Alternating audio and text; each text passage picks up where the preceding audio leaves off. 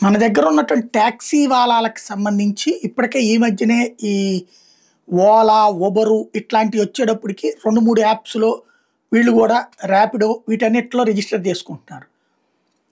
ఒక దాంట్లో ఒక పూట, ఒక దాంట్లో ఒక పూట ఇట్లా ఏది ఆదాయం వస్తుంది అనేది చూసుకుంటున్నారు.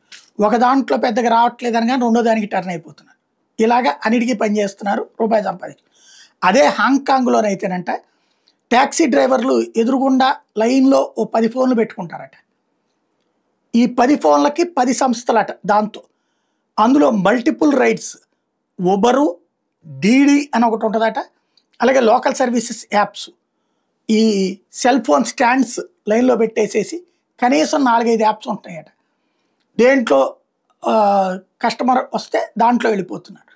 ఇది కొత్త సిస్టమ్. రాబోయే రోజుల్లో మన దేశంలో కూడా అట్లాంటివి తీసుకొచ్చుకునేటటువంటి అవకాశం ఉంటుంది.